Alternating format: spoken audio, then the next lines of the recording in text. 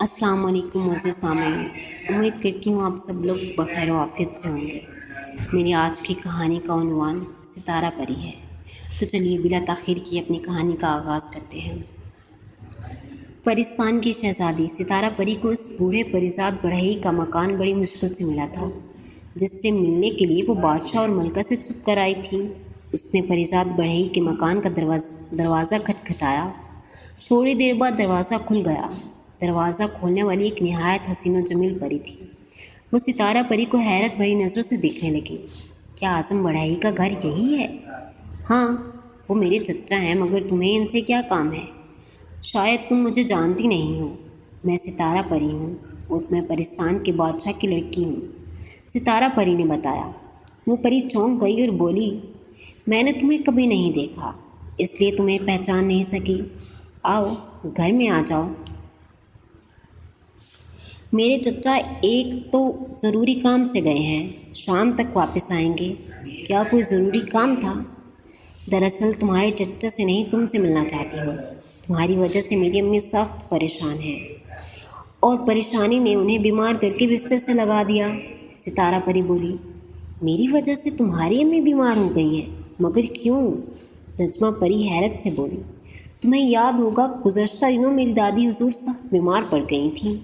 हकीमों ने जवाब दे दिया था और नजूमिया ने यह बताया था कि इस शहर में आज़म नामी एक बढ़ई रहता है। उसके पास एक नीले रंग का कबूतर है। अगर उस कबूतर का गोश्त मरीज़ा को खिला दिया जाए तो वो तंदुरुस्त हो सकती हैं। जब मेरे अब्बा हुजूर तुम्हारे चच्चा के पास पहुँचे तो उन्होंने कबूतर इस शर्त पर देने का वादा किया कि बादशाह सलामत यानी मेरे अब्बा हुजूर तुमसे शादी कर ले। मेरे अब्बा हुजूर चूँकि दादी जान से बेहद मोहब्बत करते हैं, इसलिए उन्होंने इस शर्त को मंजूर कर लिया। मगर जब से अम्मी हुजूर ने ये बात सुनी है, उनका चैन व सुकून उड़ गया है। वो ये समझती हैं कि दूसरी शादी के बाद अब्बा हुजूर उनकी तरफ तवज्जो नहीं देंगे और उनकी अहमियत ख़त्म हो जाएगी। इस फिक्र ने उन्हें बीमार कर दिया है। अच्छी नजमा परी, क्या ये नहीं हो सकता कि तुम मेरे अब्बा हुजूर से शादी ना करो? तुम इनकार भी तो कर सकती हो। मैं तुम्हारे पास बहुत सी उम्मीदें लेकर आई हूँ। नजमा परी की आंखों में आंसू लरसने लगे और वो रंधी हुई आवाज़ में बोली, सितारा परी, मेरे चच्चा बहुत लालची आदमी है।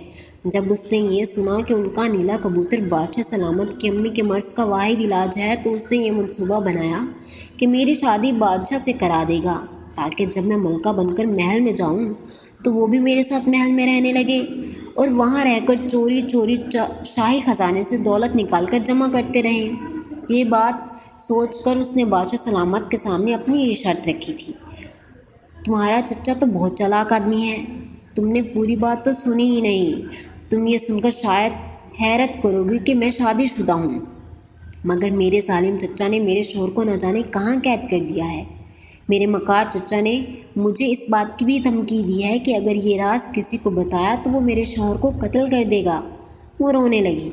सितारा परी जाने के लिए उठी। अचानक कमरे की खिड़की में से एक खूबसूरत परिंदा अंदर दाखिल हुआ और कमरे के 2-3 चक्कर लगाने के बाद नजमा के शाने पर बैठ गया। सितारा परी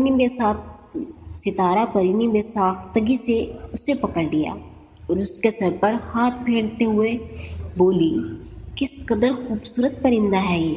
अचानक सर पर हाथ फेरते हुए वो चौंकी। उसकी उंगली से कोई सख्त चीज़ टकराई थी। उसने चौंक कर परिंदे के सर को टटोला तो वहाँ एक सोने की कील गड़ी हुई नजर आई। सितारा परी ने उसे जल्दी से खींचकर बाहर निकाल लिया। सोने की कील जैसे ही बाहर निकली, वैसे ही परिंदा सितारा परी के हाथ से गिरकर ज़मीन पर तड़पने लगा और थोड़ी ही देर में उसने एक खूबसूरत परिजात की शक्ल इख्तियार कर ली। नजमा परी हैरत और खुशी से चिल्ला पड़ी कि उसका शौहर आफताब था। आफताब परिजात का चेहरा गुस्से से सुर्ख हो रहा था। उसने अपनी बीवी से कहा, मैं बड़ी मुश्किलों से तुम्हारे चच्चा के हाथों से बच के आ रहा हूँ। तुम्हारे चच्चा ने तुम्हारी शादी बादशाह सलामत से कराने के लालच में मुझे परिंदा बनाकर एक पिंजरे में बंद कर दिया था।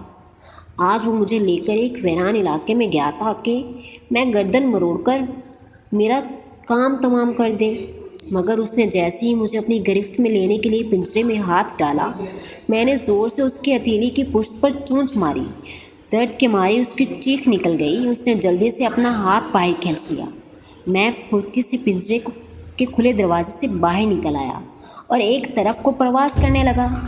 वो काफ़ी देर तक मेरे पीछे भागता रहा, मगर फिर मैं एक घने दरख्त के पत्तों में छुप गया। वो मुझे इधर उधर ढूंढता रहा, फिर मायूस होकर चला गया।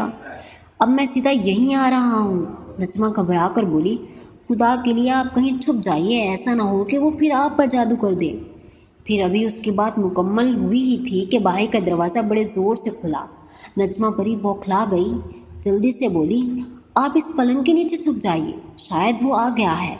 आफताब के लिए छुपने के अलावा कोई चारा भी नहीं था। वो जल्दी से पलंग के नीचे घुसने लगा, मगर इतने में वो मक्कार बूढ़ा आज़म आ गया। उसने निहायत गुस्से से कहा, आफताब, अब तेरा छुपना बेकार है। मैंने तुझे देख लिया है और अब मैं तुझे ज़िंदा नहीं छोड़ूंगा, क्योंकि तूने मेरे हाथ पर इतनी ज़ोर से अपनी चोंच मारी कि इसमें खून निकलने लगा और मिर्ची भी लग रही हैं। चल बाहर निकला, वरना पकड़ के खींचता हुआ तेरी टांग।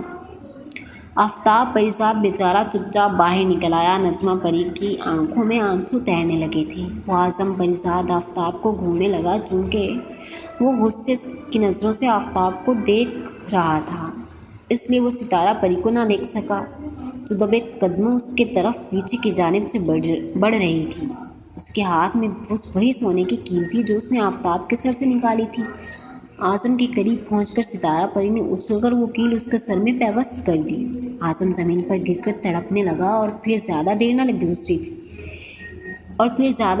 गुजरी थी कि वो एक परिंदा बनकर उड़ा और खिड़की में बैठ गया। वो सितारा परी को घूर रहा था।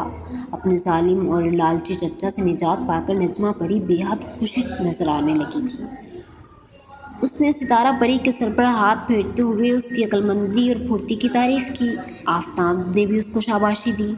बाहरी गली में चंद परियों के शरीर बच्चे गुलेल से दरख्तों में लगे हुए फलों और छोटे परिंदों का निशाना ले लेकर पत्थर मार रहे थे। अचानक एक बच्चे की नज़र खिड़की में बैठे हुए बूढ़े आज़म पर पड़ी, जो परिंदे का रूप धार चुका था। उसने ताक कर जो गुलेल से एक पत्थर मारा तो उसकी खोपड़ी के 2 टुकड़े हो गए। वो धड़ से कमरे के फर्श पर गिरा। खोपड़ी टूटने की वजह से जादू की कील भी निकल गई और अब फिर अपनी असल शक्ल में आ गया था। आफताब मुर्दा आज़म की तरफ नफरत से देखकर बोला, लालच और जुल्म का यही अंजाम हुआ करता है। अच्छा हुआ ये मर गया, वरना फिर कोई मुसीबत खड़ी कर देता। आफताब ने सितारा परी का बहुत बहुत शुक्रिया अदा किया। नजमा बोली, जाओ बहन, अब तुम्हें हमारी तरफ से कोई शिकायत नहीं होगी। फिर सितारा परी उससे इजाज़त देकर उड़ती हुई अपने महल में आई। उसने बादशाह और मलका को उस मक्कार बढ़ाई की चालाकी के बारे में सब कुछ बता दिया, ताकि वो किस तरह होशियारी और बेईमानी से नजमा परी की शादी बादशाह से कराकर शाही खजाने से दौलत हासिल करना चाहता था।